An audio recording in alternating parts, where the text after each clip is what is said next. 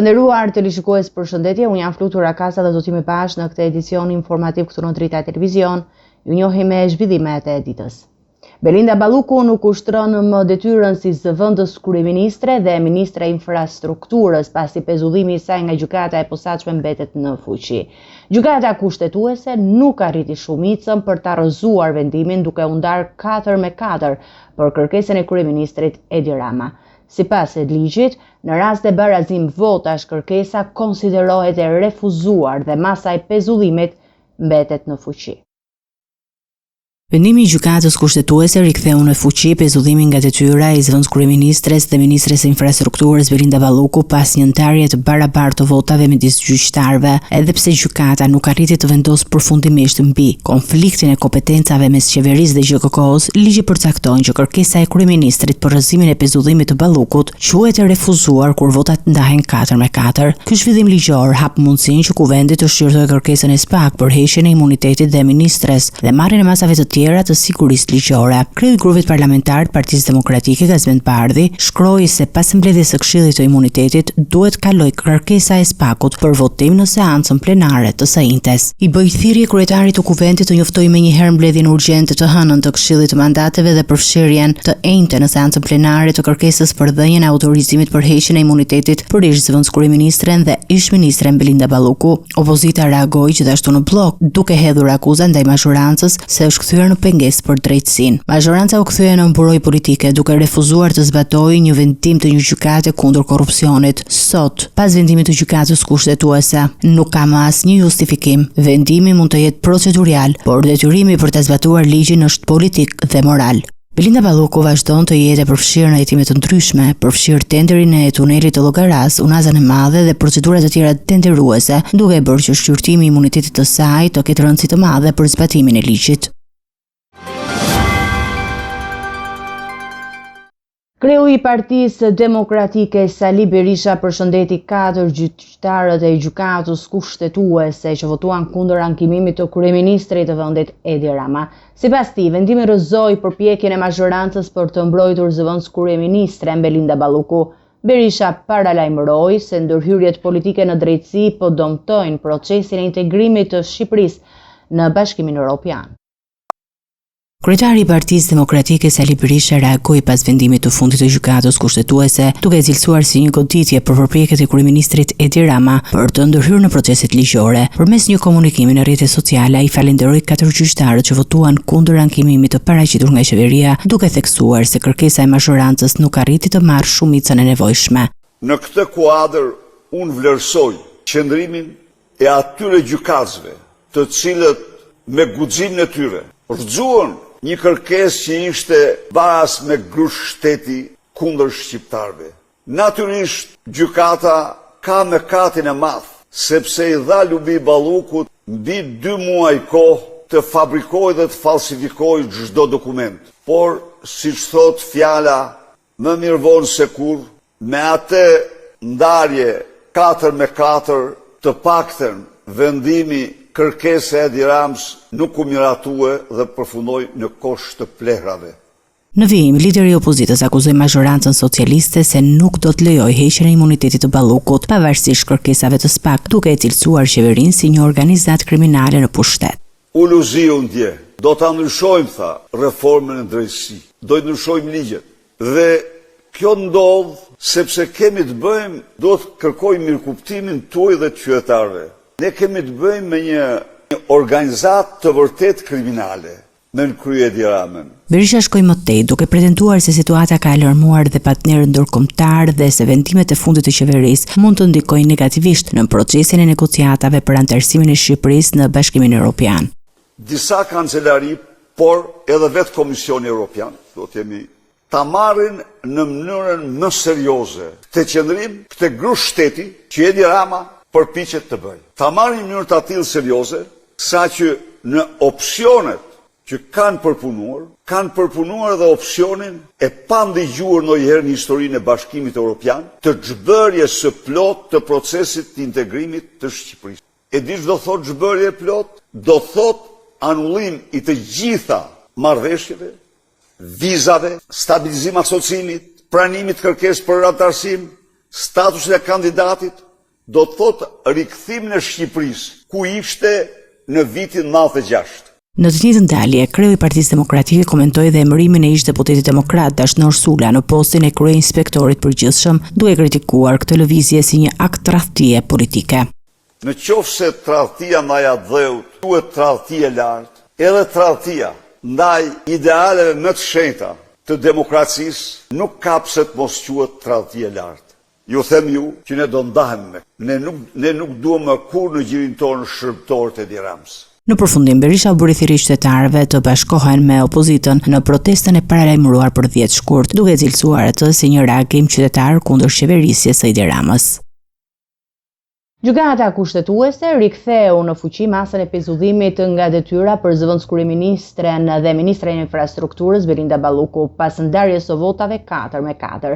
Ky vendim lejon Kuvendin e Shqipërisë të shqyrtojë kërkesën e SPAK për heqjen e imunitetit dhe marrjen në një masë më të ashpër. Opozita kërkon mbledhje urgjente të Këshillit të Imunitetit duke akuzuar mazhorancën për pengim të drejtësisë. Belinda Balluku nuk do të vijojë më ushtrimin e funksioneve si zëvendës kryeministre dhe ministre e infrastrukturës pas vendimit të gjykatës së posaçme për pezullimin e saj nga detyra. Zhvillimi vjen pas shqyrtimit në gjykatën kushtetuese të ankimimit të paraqitur nga kryeministri Edi Rama, i cili kërkonte rrëzimin e kësaj mase. Trupa gjykuese nuk arriti të marrë një vendim përfundimtar, pasi votimi përfundoi në barazim 4-4. Në këto kushte, ligji parashikon që kërkesa konsiderohet e rrëzuar, çka do të thotë se pezullimi i vendosur më herët nga QKK-ja mbetet në fuqi dhe Balluku nuk mund të ushtrojë detyrën. Debati mes gjyqtarëve u përqendrua kryesisht te interpretimi i kushtetutës, i imunitetit të anëtarëve të qeverisë dhe nëse për një masë të tillë si pezullimi nga detyra kërkohet ose jo autorizim paraprak nga Kuvendi. Një pjesë e trupës së gjykuese argumentoi se ministrat gëzojnë të njëjtin imunitet si deputetët, duke qenë se janë pjesë e pushtetit ekzekutiv. Sipas këtij qëndrimi, pezullimi nga detyra prek drejt për drejt funksionin politik të ministrit dhe për këtë arsye duhet të merret më parë miratimi i Kuvendit për të ruajtur balancën mes pushteteve, ndërsa gjyqtarët e tjerë mbajnë një qëndrim të kundërt duke theksuar se kushtetuta përmend qartë vetëm disa masa specifike për të cilat kërkohet autorizim parlamentar dhe pezullimi nga detyra nuk është mes tyre. Sipas këtij interpretimi, gjykata mund të vendosë këtë masë pa pasur nevojë për miratim nga Kuvendi. Për shkak të kësaj ndarjeje të thellë juridike, vendimi përfundoi pa shumicën e nevojshme duke lënë në fuqi automatikisht masën e pezullimit. Kjo situatë vendos Ballukun jashtë funksioneve qeveritare, të paktën deri në një vendimarrje tjetër të mundshme nga drejtësia.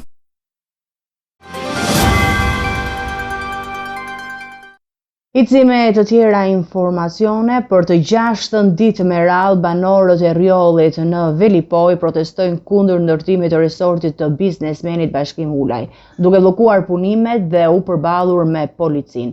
Ata e cilësojnë projektin një grabitje të pronave të tyre dhe paralajmërojnë se nuk do tërhiqen. Ndërkohë, nga ana tjetër, çështja e pronësisë është ende në proces gjyqësor dhe banorët kanë depozituar një kallëzim të ri në SPAK. Banorët e rjollit kanë vijuar për 6 ditë me radhë protestën kundër ndërtimit të resortit turistik të biznesmenit Bashkim Ulaj, edhe në tubimin e së shtunës përplasjet me policin nuk munguan, ndërsa banorët përsëritën vendosshmërinë për të bllokuar çdo ditë punimet, duke cilësuar projektin si një grabitje të hapur në pronat e tyre. Një person i cili i duket vetja i fortë, ai nuk ka i fortë, mëse kryt nuk e ka të mallaj, po është i fortë me pushtet, sepse një person politik mram i ro, po i them që të rishur nga kjo që ke nis, nëse ke dëshirë që të vish në rjoll, pse jo, hajde, popullin i ke këtu, vazhdo, ban një marrëveshje aktuale, shkojmë të noteri, firmosin për kontratën dhe ti vazhdosh punën. Në qoftë se Belinda Balluku pezullohet, ajo firmën e vetë kalçua. I bëjmë thirrje që të pezullohet puna, të presin dalin lizi, o të në fitofta jam unë i pari, si shkoj dërzohem atje i Thëmburg, të kam ranua. Në mbrojtje të banorëve të rjollit ka dalë Partia Demokratike Dega e Shkodrës, e cila akuzon qeverinë dhe bashkinë për krim mjedisor. Ky krim vjen si pasojë e abuzimeve me zhvillimet ndërtimore dhe interesa të ngushta të aktorëve të përfshirë dhe të mbështetur nga pushteti. Hapësira e fshatit Baks Rjoll u nxorr fillimisht nga zonat e peizazhit të mbrojtur Bun Velipoj në vitin 2019 me qëllim për të rënë pre më e lehtë në kuadër të abuzimeve me ndërtimet dhe krimin mjedisor që po ndodh këto ditë. Kemi një bashki e cila fshihet pas gishtit, sepse funksionon si zgjatimi i pushtetit qendrës. Shumë protestues janë shoqëruar në polici ose proceduar penalisht, por kjo nuk ka ndalur ata që të vazhdojnë aksionin pa afat. Sipas banorëve, çështja e pronësisë është një proces gjyqësor dhe për këtë arsye ata depozituan një kallëzim të rinës pak pasi pari u përcoll tek prokuria e Shkodrës me argumentin e mungesës së kompetencës. Projekti për ndërtimin e resortit dhe hoteleve në zonë ishte miratuar kohët e fundit nga Këshilli Kombëtar i Territorit, gjë që ka nxitur reagim të fortë të komunitetit lokal. Biznesmeni italian Massimo Ferro, 54 vjeç, humbi jetën vetëm disa ditë pasi kreu një operacion për ngushtimin e stomakut në klinikën private Trita Hospital në Tiranë. Sipas familjarëve dhe mediave italiane, procedura ishte zgjedhur për shkak të çmimit më të ulët në Shqipëri, por disa analiza paraprake nuk u kryen sipas udhëzimeve italiane. Biznesmeni italian Massimo Ferro, 54 vjeç, humbi jetën vetëm disa ditë pasi kreu një operacion për ngushtimin e stomakut në klinikën private Trita Hospital në Tiranë. Massimo Ferro, 54 vjeç, vendosi të luftonte obezitetin pas viteve të dietave të pasuksesshme. Ai u konsultua fillimisht në Milano, ku kirurgu i sugjeroi të kryente operacionin në Tiranë për shkak të çmimit më të ulët, 4.400 euro krahasuar me rreth 15.000 euro në Itali. Në datën 18 dhjetor 2025, Ferro kreu operacionin për ngushtimin e stomakut në Trita Hospital, ku procedurat ishin planifikuar të kryhej me laparoskopi. Sipas familjarëve, udhëzimet italiane për analizat paraprake nuk u respektuan. E vetmja këshill e dhënë ishte që pacienti të ishte esëll një natë para operacionit. Dita e parë pas ndërhyrjes, Ferro telefonoi familjarët dhe siguroi se gjithçka shkoi mirë. Megjithatë, në 20 dhjetor, gjendja e tij u përkeqësua me temperaturë, ethe, nivel të lartë të glicemisë dhe vështirësi në frymëmarrje. Ai u rikthye në klinikë ku gjatë natës përkeqësimi vazhdoi duke rezultuar në arrest kardiak në 22 dhjetor. Pas reanimacionit të përkohshëm, Ferro u transferua me autoambulancë në QSUT, por fatkeqësisht ndroi jetë pak orë më vonë. Ai kishte peshë 108 kg dhe vuante nga diabeti tipi 2. Autoritetet italiane kanë nisur hetimet për të sqaruar shkaqjet e vdekjes, ndërsa familjarët kërkojnë përgjegjësi nga klinika Trita Hospital për menaxhimin e operacionit dhe pasojat tragjike. Pas disa javësh kërkimesh intensive, policia arriti që të gjente trupin e të riut Jurgen Karaj në lumin e fshatit Urak. Operacioni zhvilluan me angazhimin e forcave speciale, polumbarëve, ushtrisë, zjarrfiksëve dhe vullnetarëve, duke përfshirë edhe një ekip nga Kosova. Trupi i paje do t'i nënshtrohet ekspertizës mjekoligjore për të përcaktuar shkakun e vdekjes. Pas pothuajse një muaj kërkimesh intensive dhe pa ndërprerje, trupi i pajetit 30 vjeçarit Jurgen Karaj u gjet mëngjesin e së shtunës në liçenin e Ulzës, pranë fshatit Urak. 30 vjeçari kishte rezultuar i zhdukur që prej 10 janarit pas makina auti me targa angleze, ku ai udhtonte si pasagjer, drejtoi nga shoku i tij 24 vjeçar Andi Losha dhe humbi kontrollin duke rënë në prua. Andi Losha mbijetoi me lëndime të lehta, por për fatin e 30 vjeçarit nuk ishte informacion për më shumë se 3 javë. Operacioni i kërkim shpëtimit mobilizoi 82 efektiv të forcave të armatosura të Shqipërisë, policinë e Burrelit, forcat e sigurisë Kosovës, se dhe u përdorën dron në New York për të lokalizuar trupin e humbur. Pas nxjerrjes nga ujë, trupi i Karajt u konfirmua nga familjarët dhe më pas u transportua në morg për kryerjen e ekspertizës mjekoligjore dhe procedurat hetimore të nevojshme. Hetimet tregojnë se drejtuesi i mjetit Andi Losha ishte në efektin e alkoolit gjatë aksidentit, një vepër penale për cilën më pas u arrestua. Pas rrëzimit të makinës, Losha la mikun e tij të plagosur në ujërat e përrojit dhe njoftoi autoritetet vetëm pas disa orësh. 4 antarë të familjes Kola, përfshirë Jessicën, 15 vjeçare, humbën jetën në banesën e tyre si pasojë rrjedhjes së monoksidit karbonit. Shokët e shkollës dhe komuniteti lokal kanë bërë homazhe dhe po mbështesin të rinjtë dhe familjarët e prekur.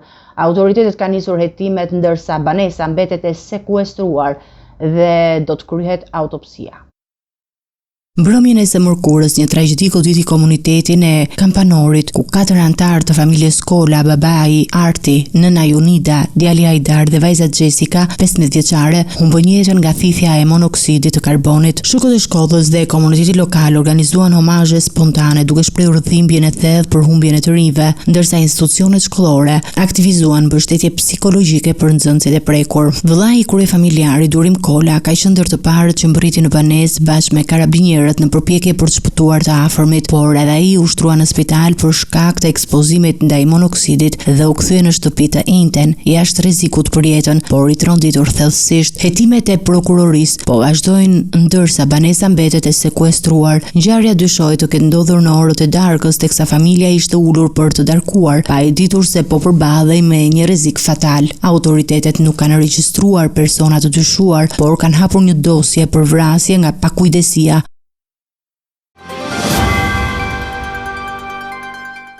Prokuroria e posaçme ka çuar për gjykim ish-gardistin Zef Mali së bashku me Kreshnik Domin dhe Jemine Çokun, të akuzuar për ushtrim të ndikimit të palishëm ndaj personave që ushtrojnë funksionet publike. Ata dyshohen se kanë marrë 20.000 euro nga Jemine Çoku për të përshpejtuar procedurat e ekstratimit të vllait të saj, Kujtim Çeliku, nga Turqia drejt Shqipërisë. Pas një hetimi të zhvilluar nga SPAK mbi bazën e akteve të referuara nga Agjencia e Mbikëqyrjes Policore, ka dalë për gjykim dosja në ngarkim të ish-gardistit Zef Mali, Kreshnik Domit dhe motrës së të dënuarit Jemine Çoku. Sipas hetimeve, Zef Mali, i cili mbante detyrën e oficerit në shtabin për menaxhimin e forcave në Gardën e Republikës dhe Kreshnik Domi, kanë kërkuar nga Jemine Çoku 20.000 euro. Ata i kanë premtuar se do të përdorin ndikimin e tyre për të ndikuar tek funksionarët e Ministrisë së Drejtësisë për të përshpejtuar procedurat e transferimit të vllait të saj, Kujtim Çeliku, i dënuar në Turqi. Sipas hetimeve, ata i kanë premtuar dhe siguruar të pandehurës Jemine Çoku se do të ushtrojnë ndikim palishëm tek funksionarët të Ministrisë së Drejtësisë për të ndjekur procedurën e transferimit në Shqipëri të vllait të saj. Shtetasit shqiptar Kujtim Çeliku, i dënuar me burgim në Republikën e Turqisë për të vijuar pjesën e mbetur të dënimit në Shqipëri. Për këtë qëllim, e pandehura Jemine Çoku ka dhënë të pandehurve shumën prej 20.000 eurosh si përfitim të parregull. Hetimi ka dokumentuar se gjatë periudhës janar-tetor 2025 të pandehurit kanë mbajtur kontakte të vazhdueshme me Jemine Çokun dhe familjarët e saj, duke e siguruar se kishin mundësi të ndërhyjnë tek funksionar për realizimin e transferimit të dënuarit. Procedura zyrtare e Ministrisë së Drejtësisë për ekstradimin e Kujtim Çelikut ishte duke u zhvilluar në të njëjtën kohë, duke konfirmuar përdorimin e ndikimit palishëm nga ana e pandehurve. SPAK i ka kaluar të 3 në gjykim duke i akuzuar për ushtrim të ndikimit palishëm ndaj personave që ushtrojnë funksione publike.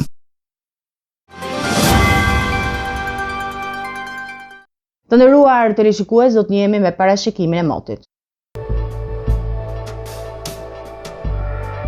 Territori shqiptar për datën 8 shkurt 2026 do të jetë në ndikimin e masave ajrore të paqëndrueshme, duke sjellë mot të vrenjtur dhe reshje shiu në pjesën më të madhe të vendit. Paraditja do të karakterizohet nga reshje shiu në shumicën e zonave, ndërsa pasditja vijon me reshje her pas here të dendura kryesisht në zonat qendrore dhe veriore. Në zonat verilindore lokalisht pritet breshër. Temperatura minimale pritet të zbresë deri në 1 gradë Celsius, ndërsa ajo maksimale do të arrijë deri në 15 gradë Celsius në zonat bregdetare. Gjatë ditës nuk priten intervale me diell për shkak të vranësirave të dendura. Era do të fryejë lehtë deri mesatare nga drejtimi jug-perëndimor me shpejtësi 3 deri në 6 metra për sekond. Deti do të ketë dallgëzim mesatar rreth 2 deri në 3 ballë. Indeksi ultraviolet për Tiranën më 8 shkurt 2026 pritet të jetë i ulët rreth 2. Sipas të dhënave astronomike, lindja e diellit në Tiranë do të jetë rreth orës 6:38 minuta, ndërsa perëndimi rreth orës 17:12 minuta. Temperaturat minimale dhe maksimale për disa qytete kryesore të Shqipërisë do të jenë si më poshtë. Shkodër, 9 deri në 13 gradë Celsius. Kukës, 6 deri në 10 gradë Celsius. Peshkopi, 2 deri në 7 gradë Celsius. Tiranë, 8 deri në 12 gradë Celsius. Durrës, 11 deri në 15 gradë Celsius. Kavaj, 9 deri në 13 gradë Celsius. Elbasan, 7 deri në 11 gradë Celsius. Berat, 9 deri në 13 gradë Celsius. Korçë, 1 deri në 8 gradë Celsius. Vlorë, 11 deri në 14 gradë Celsius. Gjirokastër, 7 deri në 13 gradë Celsius. Sarandë, 10 deri në 15 gradë Celsius.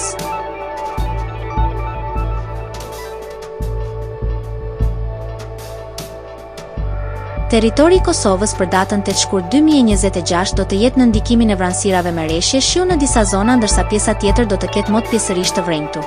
Paraditja do të jetë me vranësira dhe reshje lokale shiu, ndërsa pasditja vijon me mod kryesisht të vrenjtur.